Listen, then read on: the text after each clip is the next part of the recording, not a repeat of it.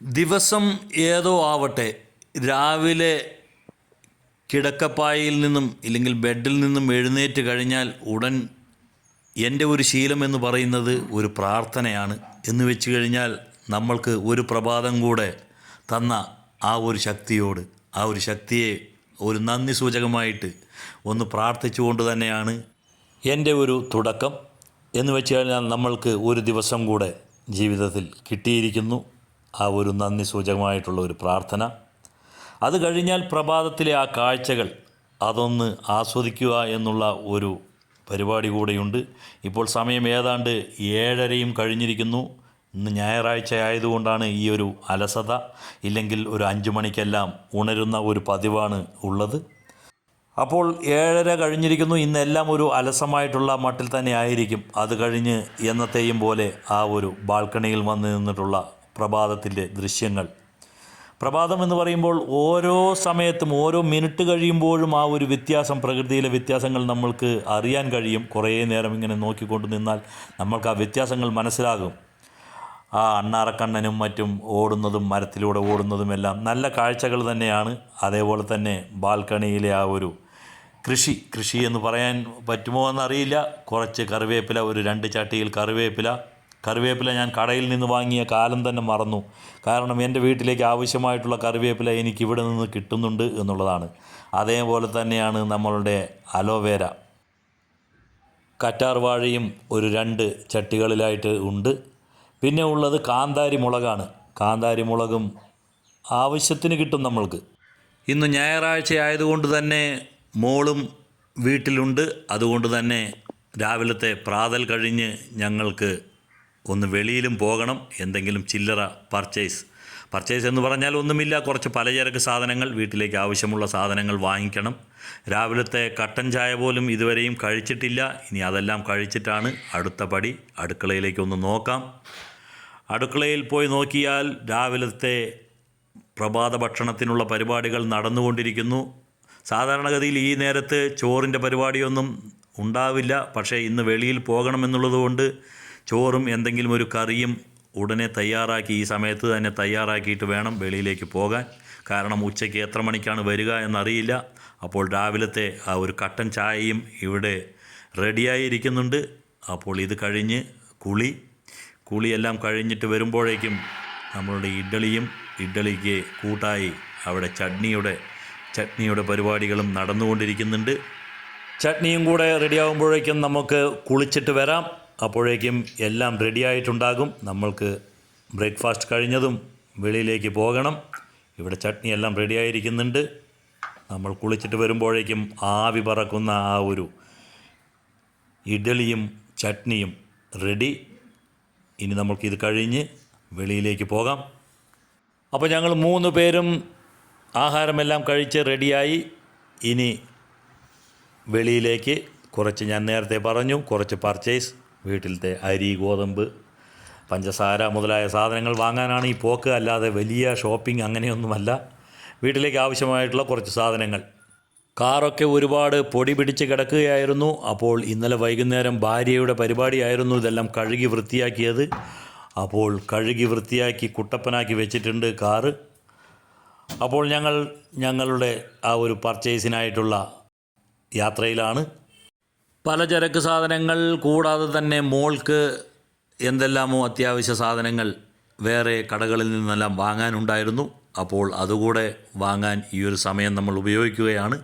ഇപ്പോൾ നമ്മൾ പോകുന്ന ഈ റോഡ് നേരെ പോയി ഇടത്തോട്ട് തിരിഞ്ഞാൽ ചന്ദ്രനഗറും, വലത്തോട്ട് തിരിഞ്ഞാൽ സ്റ്റേഡിയം ബസ് സ്റ്റാൻഡ്, അതൊക്കെയാണ്. അപ്പോൾ നമ്മളുടെ ലക്ഷ്യം ശരിക്കും പറഞ്ഞാൽ സ്മാർട്ട് എന്നുള്ള ഒരു കടയിലേക്കാണ് നമ്മൾ പോകുന്നത്.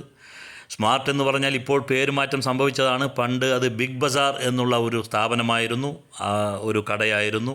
എന്ന് വെച്ച് കഴിഞ്ഞാൽ നമ്മളുടെ കോട്ടമൈതാനത്തിൻ്റെയും ട്രാൻസ്പോർട്ട് സ്റ്റാൻഡിൻ്റെയും മധ്യേ, കോട്ടമൈതാനത്ത് നിന്നും ട്രാൻസ്പോർട്ട് സ്റ്റാൻഡിലേക്ക് പോകുന്ന വഴിയിൽ അതിൻ്റെ മധ്യയാണ് ഈ ഒരു ഷോപ്പ് വരുന്നത്, സ്മാർട്ട് എന്ന് പറഞ്ഞിട്ട്.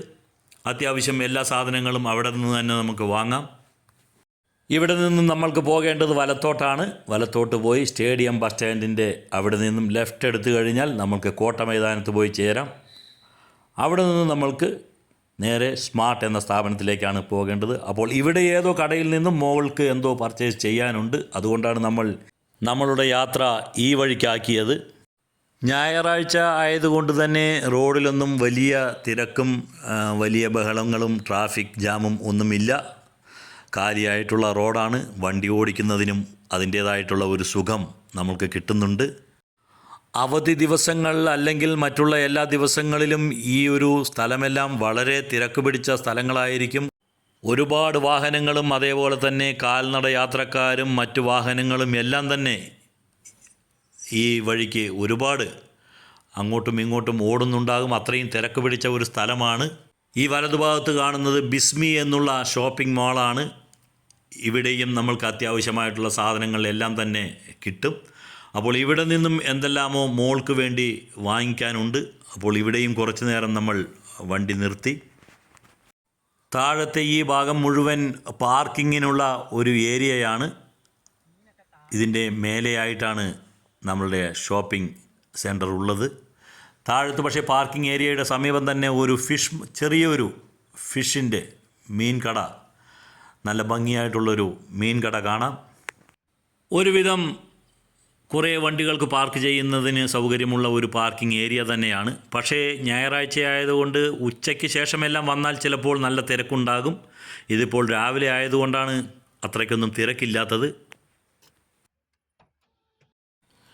ബിസ്മിയിൽ നിന്നും നമ്മളുടെ ചെറിയ ഒരു പർച്ചേസ് കഴിഞ്ഞു. ഇനി നമ്മൾ നേരെ പോകുന്നത് സ്മാർട്ട് എന്ന കടയിലേക്കാണ്. ഇപ്പോൾ നമ്മൾ ഈ നിൽക്കുന്ന ഭാഗം കോട്ട മൈതാനം ആണ്. ഇവിടെ നിന്നും നമ്മൾക്ക് നേരെയാണ് പോകേണ്ടത്. നേരെ പോയി കഴിഞ്ഞാൽ കുറച്ച് പോയി കഴിഞ്ഞാൽ ട്രാൻസ്പോർട്ട് സ്റ്റാൻഡാണ്. അപ്പോൾ അത് ട്രാൻസ്പോർട്ട് സ്റ്റാൻഡിൽ നിന്ന് എത്തുന്നതിന് മുമ്പ് കുറേ മുൻപായിട്ടാണ് വലതുവശത്തായിട്ട് സ്മാർട്ട് എന്ന് പറയുന്ന കട ഉള്ളത്. സ്മാർട്ടും ബിസ്മിയും പാലക്കാടിലെ എല്ലാ സാധനങ്ങളും കിട്ടുന്ന രണ്ട് ഷോപ്പിംഗ് സെൻറ്ററുകൾ തന്നെയാണ്. എന്നിരിക്കലും ഇപ്പോൾ നമ്മൾക്ക് ഫ്രഷ് മീൻ ഇല്ലെങ്കിൽ ഫ്രോസൺ ഫിഷുകളെല്ലാം വാങ്ങണമെന്നുണ്ടെങ്കിൽ സ്മാർട്ടിൽ അത്തരം സാധനങ്ങൾ നമ്മൾക്ക് ലഭ്യമല്ല. അതുകൊണ്ട് തന്നെ നമ്മൾക്ക് അങ്ങനെ വല്ലതും വേണം. നമ്മൾ മറ്റുള്ള പർച്ചേസുകളുടെ കൂടെ നമ്മൾക്ക് ഫിഷോ ചിക്കനോ അങ്ങനെ ഫ്രോസൺ ഇതെല്ലാം വാങ്ങണമെന്നുണ്ടെങ്കിൽ അതിന് നമ്മൾക്ക് ബിസ്മിയിൽ തന്നെ വരേണ്ടി വരും. കാരണം അങ്ങനത്തെ ഐറ്റംസ് ഒന്നും ഫിഷ് ഇല്ലെങ്കിൽ ചിക്കൻ അങ്ങനത്തെ സാധനങ്ങളൊന്നും തന്നെ സ്മാർട്ടിൽ ഇല്ല. തൃശ്ശൂർക്കാർക്ക് തേക്കിൻകാട് മൈതാനം ആണ് എന്നുണ്ടെങ്കിൽ പാലക്കാടുകാർക്ക് കോട്ട മൈതാനമാണ്. കോട്ട മൈതാനവും തൃശ്ശൂരിലെ തേക്കിൻകാട് മൈതാനം പോലെ വലിയൊരു മൈതാനമാണ്. അതിൻ്റെ ചുറ്റും കടകളും മറ്റുള്ള കാര്യങ്ങളും ഷോപ്പിംഗ് സെൻറ്ററുകളും എല്ലാം ഉണ്ട്. നമ്മളുടെ കട ഏകദേശം അടുത്തിരിക്കുന്നു. വലതുവശത്താണ് നമ്മളുടെ സ്മാർട്ട് എന്നുള്ള കട. സ്മാർട്ട് എന്ന കടയുടെ മുൻവശത്തായി ഒരു 5-6 വണ്ടികൾക്ക് പാർക്ക് ചെയ്യാം, 4 ചക്രമുള്ള വാഹനങ്ങൾക്ക്. അല്ലെങ്കിൽ പിന്നെ നമ്മൾ അവരുടെ അണ്ടർ ഗ്രൗണ്ടിൽ ഒരു പാർക്കിംഗ് ഏരിയ ഉണ്ട്, അവിടേക്ക് പോകണം. നേരെ കുത്തനെയുള്ള ഒരു ഇറങ്ങി വേണം അണ്ടർഗ്രൗണ്ട് പാർക്കിങ്ങിലേക്ക് നമ്മൾക്ക് പോകാൻ. അപ്പോൾ നമ്മൾ നോക്കിയപ്പോൾ ഇവിടെ സ്ഥലമില്ല, വെളിയിൽ സ്ഥലമൊന്നുമില്ല. അപ്പോൾ നമ്മൾക്ക് താഴത്തെ അണ്ടർഗ്രൗണ്ടിലുള്ള ഒരു പാർക്കിങ്ങിലേക്ക് പോയേ പറ്റൂ. അപ്പോൾ അതുകൊണ്ട് നമ്മൾ അണ്ടർഗ്രൗണ്ടിലേക്ക് നമ്മളുടെ വണ്ടി കൊണ്ടുപോയി അവിടെ പാർക്ക് ചെയ്താൽ കുഴപ്പമൊന്നുമില്ല, അവിടെയും സേഫായിരിക്കും. വണ്ടി അണ്ടർഗ്രൗണ്ടിൽ പാർക്ക് ചെയ്ത് അവിടെ നിന്നും സ്റ്റെയർ കേസ് വഴി 2nd ഫ്ലോറിലെത്തണം. 2nd ഫ്ലോറിലാണ് ഷോപ്പിംഗ് മാൾ ഉള്ളത്. അതിൻ്റെ കീഴെ വേറെ എന്തെല്ലാമോ കടകളാണ്. അവിടെയും ടെക്സ്റ്റൈൽ അങ്ങനത്തെ തുണിത്തരങ്ങൾ അങ്ങനത്തെ സാധനങ്ങളൊക്കെയാണ് 1st ഫ്ലോറിലുള്ളത്. നമ്മൾക്ക് പോകേണ്ടത് 2nd ഫ്ലോറിലാണ്. അപ്പോൾ അത് സ്റ്റെയർ കേസ് വഴിയാണ് നമ്മൾക്ക് പോകേണ്ടത്. ഇത്രയും സാധനങ്ങളാണ് അപ്പോൾ നമ്മൾ വാങ്ങിയിട്ട് വന്നിരിക്കുന്നത്. നമ്മളുടെ ഇന്നത്തെ ഒരു പർച്ചേസ് ഒരു 2-3 ബിഗ് ഷോപ്പറുണ്ട്, കുറച്ച് പച്ചക്കറികൾ, കുറച്ച് ഫ്രൂട്ട്സ് ഐറ്റംസ്, കുറച്ച് പലചരക്ക് സാധനങ്ങൾ. വരുന്ന വഴിക്ക് നമ്മൾ കുറച്ച് നത്തോലി മീൻ കൂടെ വാങ്ങിച്ചു. അപ്പോൾ ഇതിഞ്ഞ് ഫ്രൈ ചെയ്തിട്ട് വേണം നമ്മൾക്കിനി ഉച്ചയ്ക്കുള്ള ഭക്ഷണം കഴിക്കാൻ. ഇപ്പോൾ ഏകദേശം 1 മണിയും ആയിരിക്കുന്നു, സമയം 12:45 ആയിരിക്കുന്നു. ഇനി ഇത് കഴിഞ്ഞ് നമ്മൾക്ക് ഇതിനെ ഒന്ന് വറുത്ത് ഉച്ചയ്ക്കലത്തെ ഭക്ഷണം കഴിക്കേണ്ടതുണ്ട്. ചോറും ഒരു കറിയും നമ്മൾ രാവിലെ തന്നെ വെച്ചിട്ടാണ് പോയത്, നമ്മളത് കാണിച്ചു തന്നിരുന്നു. ഇപ്പോൾ നമ്മൾ പിന്നെയും വെക്കാൻ പോകുന്നത് എന്താണെന്ന് വെച്ച് കഴിഞ്ഞാൽ ഈ നത്തോലി കൊണ്ടുള്ള 2 വിഭവങ്ങളാണ്. മീൻ പീരയും അതേപോലെ നത്തോലി ഫ്രൈയും. അതിൻ്റെ ഇടയിൽ ഇവിടെ ഇഡ്ഡലിക്കുള്ള പൊടി ഉണ്ടാക്കുന്ന ഒരു പരിപാടി കൂടെ സൈഡിലൂടെ നടക്കുന്നുണ്ട്. കാരണം ഇന്ന് ഞായറാഴ്ച ദിവസങ്ങളിലേ ഇതെല്ലാം നടക്കുകയുള്ളൂ. അതുകൊണ്ടാണ് ഈ ഒരു പരിപാടിയെല്ലാം നടത്തുന്നത്.